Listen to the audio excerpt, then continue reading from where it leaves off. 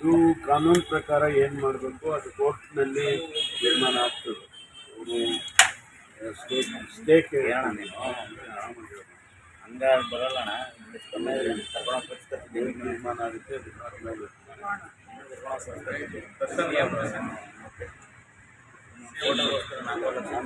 ತಕ್ಷಣ ಅವ್ರದ್ದು 17 ಜನ ಅವರು ಕೇಳ್ಕೊಂಡಿದ್ದಾರೆ, ಬೇಲ್ ಕೇಳ್ಕೊಂಡಿದ್ದಾರೆ.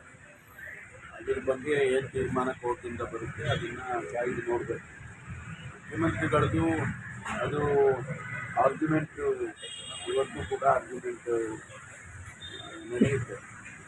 ನಮ್ಮ ಅಡ್ವೊಕೇಟ್ ಜನರಲ್ ಅವರು ಮತ್ತು ಬೇರೆ ಬೇರೆ ಅಡ್ವೊಕೇಟ್ಸು ಆರ್ಗ್ಯುಮೆಂಟನ್ನು ಕ್ಲೋಸ್ ಮಾಡ್ತಾರೆ. ಅದಾದಮೇಲೆ ಅವರು ಏನು ತೀರ್ಮಾನ ಮಾಡ್ತಾರೆ ಗೊತ್ತಿಲ್ಲ. ಹೇಳಿದಾಗ 12ನೇ ತಾರೀಕು ಕೊನೆಯದಾಗಿ ನಾನು 12ನೇ ತಾರೀಕಿಗೆ ಮುಗಿಸ್ತೀನಿ ಅಂತೇಳಿ ಜಡ್ಜ್ಗೆ ಹೇಳಿದ್ದೆ. ಬಹುಶಃ 12ನೇ ತಾರೀಕಿಗೆ ತೀರ್ಮಾನ ಮಾಡ್ತೀನಿ. ಸರ್, ಈಗ ಆರ್ ಅಶೋಕ್ ಅವರ ಒಂದು ಸ್ಟೇಟ್ಮೆಂಟ್ ಏನಂತಂದ್ರೆ, ನಾವೇನು CM ಬದಲಾವಣೆ ಮಾಡಲ್ಲ, ಅವರೇ ಬದಲಾವಣೆ ಮಾಡ್ತಾರೆ, ಯಾವ್ಯಾವ್ದ್ರಲ್ಲಿ ಒಡೆದಾಡ್ಕೊಂಡು ಇಳಿಸ್ತಾರೆ ನೋಡೋಣ ಅಂತ ಹೇಳ್ತಿದ್ದಾರೆ. ಇಲ್ಲ, ನಮ್ಮ ಪಕ್ಷದ ವಿಚಾರ ಅವ್ರಿಗೆ ಆಗ್ತದೆ. ಅವ್ರದ್ದು ನೋಡ್ಕೊಳ್ಳಿ ಸಾಕು. ಅವರಲ್ಲಿರೋ ಡಿಫ್ರೆನ್ಸ್ಗಳು, ಅವರಲ್ಲಿರೋ ಜಗಳಗಳು ಅದನ್ನು ಸರಿ ಮಾಡಿಕೊಂಡ್ರೆ ಸಾಕು. ನಮ್ಮ ಪಕ್ಷದ ನಾವು ನೋಡ್ಕೊಳ್ತೀವಿ. ಮೊನ್ನೆ MP ಪಾಟೀಲ್ ಮನೆಗೆ ಭೇಟಿ ಕೊಟ್ಟಿದ್ರು. ಅದು ನಾವು ಹಾಸನಕ್ಕೆ ಸಕಲೇಶ್ವರಕ್ಕೆ ಹೋಗ್ಬೇಕಲ್ಲ, ಓಟ್ಗೆ ಹೋಗೋಣ ಬನ್ನಿ ಅಂದರು. ಜೊತೆ CM ರೇಸ್ನಲ್ಲಿರೋರ್ನೇ ಪರಮೇಶ್ವರ್ ಭೇಟಿ ಮಾಡ್ತಾ ಇರೋದು ನಾನಾ ವ್ಯಾಖ್ಯಾನಗಳಿಗೆ ಕಾರಣ. ಈಗ ಸತೀಶ್ ಜಾರಕಿಹೊಳಿ ನೀವು ಹುಡುಕ್ತಾ ಇರ್ತೀರ. ನಾನು ಹೋಗಿದ್ದು ಸಕಲೇಶ್ವರಕ್ಕೆ ಹೋಗ್ಬೇಕು, ಜೊತೆಯಲ್ಲೇ ಹೋಗೋಣ ಅಂತೇಳಿ ಮಾತಾಡ್ಕೊಂಡ್ವಿ. ಅವ್ರೇನಂದ್ರು ನಮ್ಮನೆಗೆ ತಿಂಡಿಗೆ ಬಂದ್ಬಿಡಿ, ಜೊತೆಲಿ ತಿಂಡಿ ತಿನ್ಕೊಂಡು ಹೋಗೋಣ ಅಂತೇಳಿ. ತಿಂಡಿ ತಿನ್ನುವಾಗ CM ಮನೆಯಿಂದ ಈಗ ಸಾಹೇಬರು ಬಿಡ್ತಾ ಇದ್ದಾರೆ, ನಾವು ಬರ್ತೀವಿ ಜೊತೆಲೇ ಹೋಗೋಣ ಅಂತೇಳಿ. ಇದಕ್ಕೆಲ್ಲ ಏನಾಗ್ತಾ ಇದೆ? MP ಪಾಟೀಲ್ ಅವರು ಹೇಳಿದ್ದಾರೆ ಸರ್, ಪಕ್ಷದಲ್ಲಿ ನಾನು ಕೂಡ ಸೀನಿಯರ್, ಮುಂದೊಂದು ದಿವಸ ನಾನು CM ಆಗ್ತೀನಿ ಅಂತ ಹೇಳಿದ್ದಾರೆ. ಇವತ್ತಿಗೆ ಆ ಪ್ರಶ್ನೆ ಏನು ಕೊಡೋಲ್ಲ. ಮುಖ್ಯಮಂತ್ರಿಗಳಿದ್ದಾರೆ, ಆಡಳಿತ ನಡೀತಾ ಇದೆ. ಈಗ ಕೋರ್ಟಲ್ಲಿ ಕೇಸ್ ಇದೆ, ಏನಾಗುತ್ತೆ ಕಾದು ನೋಡೋಣ. ಇವರು ಆಲ್ರೆಡಿ ಅದರ ಬಗ್ಗೆ ಚರ್ಚೆ ಪ್ರಾರಂಭ ಮಾಡೋಂಥ ಅದಕ್ಕೆ ನನಗೇನು ಕಾಣಿಸ್ತಾ ಇದೆ.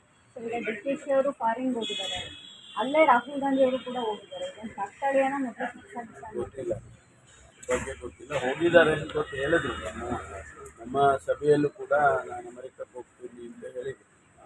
ಅವರು ಫ್ಯಾಮಿಲಿ ಜೊತೆಯಲ್ಲಿ ಹೋಗಿದ್ದಾರೆ. ಅದು ಏನಕ್ಕೆ ಹೋಗಿದ್ದಾರೆ? ಪ್ರೈವೇಟ್ ಟ್ರಿಪ್, ಸರ್ಕಾರದಿಂದ ಹೋಗಿಲ್ಲ, ಪ್ರೈವೇಟ್ ಟ್ರಿಪ್ ಹೋಗಿಲ್ಲ.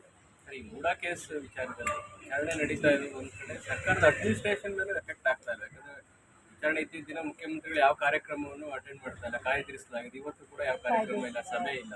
ಅಡ್ಮಿನಿಸ್ಟ್ರೇಷನ್ ಮೇಲೆ ಎಫೆಕ್ಟ್ ಆಗ್ತಾ ಇಲ್ವಾ? ಇಲ್ಲ, ನಾವೆಲ್ಲ ನಮ್ಮ ಇಲಾಖೆಗಳ ಕೆಲಸ ಮಾಡ್ತಾ ಇದ್ವಿ. ಪ್ರತಿಯೊಬ್ಬ ಮಂತ್ರಿಗಳು ಕೂಡ ಅವರವರ ಕೆಲಸಗಳನ್ನು ಮಾಡ್ತಾ ಇದ್ದಾರೆ.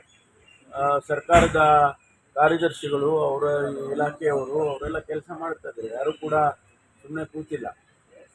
ಮುಖ್ಯಮಂತ್ರಿಗಳು ಸ್ವಾಭಾವಿಕವಾಗಿ ಇವತ್ತು ಆರ್ಗ್ಯುಮೆಂಟ್ ಇದೆ ಅನ್ನುವಾಗ ಅದಕ್ಕೋಸ್ಕರ ಅವರು ಯಾವುದೇ ಕಾರ್ಯಕ್ರಮ ಕೊಟ್ಟಿರ್ಲಿಕ್ಕಿಲ್ಲ. ಲಾಸ್ಟ್ ಟೈಮು ಅದೇ ರೀತಿ ಕೊಟ್ಟಿರಲಿಲ್ಲ. ಬಟ್ ಅದು ಆಡಳಿತ ನಡೀತಾ ಇದೆ. ಯಾವ್ದು ನಿಂತಿದೆ ಹೇಳಿ? ಯಾವ ಆಡಳಿತ, ಯಾವ ಕೆಲಸ ನಿಂತಿದೆ? ಯಾವ ಅಧಿಕಾರಿಗಳು ಆಫೀಸ್ಗೆ ಹೋಗ್ತಾ ಇಲ್ಲ? ಆ ಥರ ಏನಾದರೂ ಆಗಿದೆಯಾ? ಎಲ್ಲ ಇಲಾಖೆಗಳು ನಡೀತಾ ಇದೆ. ಸರ್, ಕಲಬುರಗಿಯಲ್ಲಿ ಇವತ್ತು ನಿನ್ನೆ ಮತ್ತೊಬ್ಬ ಅಧೀಕ್ಷಕ ಸೂಸೈಡ್ ಮಾಡ್ಕೊಂಡಿದ್ರು. ವರ್ಗಾವಣೆ ಮಾಡಲಿಕ್ಕೆ 2.25 ಲಕ್ಷ ತೆಗೆದುಕೊಂಡು ಮತ್ತೆ ವರ್ಗಾವಣೆ ಮಾಡಲಿಕ್ಕೆ 2 ಲಕ್ಷ ಕೇಳ್ತಾ ಇದ್ದಾರೆ. ಆದರೂ ವರ್ಗಾವಣೆ ಮಾಡದೆ ನಾನು ವಿಡಿಯೋ ಎಲ್ಲ ಮಾಡಿ ಮತ್ತೆ ನೋಡಿ, ಇವೆಲ್ಲ ಏನಾಗ್ತದೆ ಅಂದರೆ ಯಾರು ಯಾವ ಹಂತದಲ್ಲಿ ಯಾರು ಹಣ ಕೇಳ್ತಾ ಇದ್ದಾರೆ, ಯಾವ ಹಂತದಲ್ಲಿ ಕೇಳ್ತಾ ಇದ್ದಾರೆ, ಇದೆಲ್ಲ ನಾವು ತನಿಖೆ ಮಾಡ್ತೇವೆ. ಇದು ಅವರು ಡೆತ್ ನೋಟಲ್ಲಿ ಬಂದಿದೆ ಅಂತ ಹೇಳಿದ್ರೆ ಖಂಡಿತವಾಗಿ ತನಿಖೆ ಮಾಡ್ತೇವೆ. ಅಲ್ಲಿ ಯಾರು ಅದರಲ್ಲಿ ಭಾಗಿಯಾಗಿರ್ತಾರೆ ಅವ್ರ ಮೇಲೆ ಕ್ರಮ ತಗೊಳ್ತೇವೆ. ಎತ್ತಿನಹೊಳೆ ಯೋಜನೆಗೆ ಸಂಬಂಧಪಟ್ಟಂತೆ ಕೇಂದ್ರ ಪರಿಸರ ತಾಪಮಾನ ಬದಲಾವಣಾ ಮಂಡಳಿ ಒಂದು